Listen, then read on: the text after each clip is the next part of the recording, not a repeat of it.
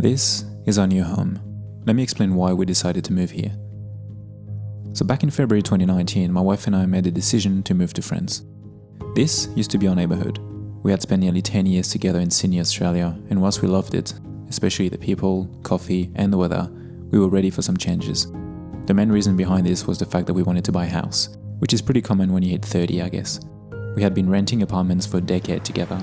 We felt that the money went nowhere and we needed more space. We had a few options. Option 1, buy in Sydney, but it would have to be a small apartment because, money.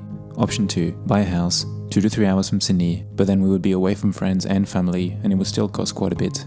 Option 3, move to France. Over the past 10 years, we visited France pretty much every year. Most of the time just to visit my family, and the more we visited, the more we realized that we could actually move here.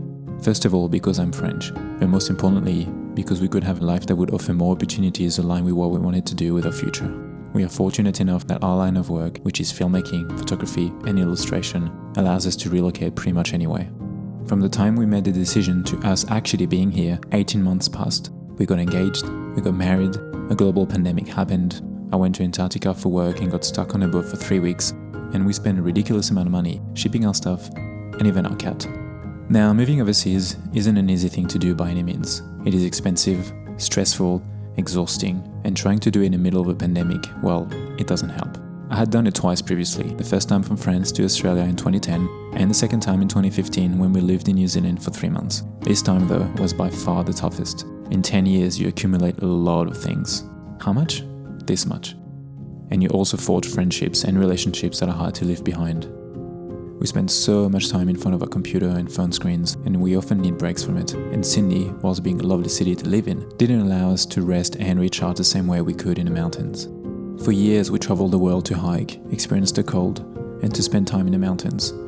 There is something special about the mountains. Life moves at a different speed. They are part of me, and I didn't realize this before when I was living here. My dad was part of the mountain rescue teams for nearly 30 years, and my mom took me to the mountains as often as she could. I feel alive here. It is a feeling that is hard to describe, but every time I am hiking, exploring, or even just staring at them, it just feels right.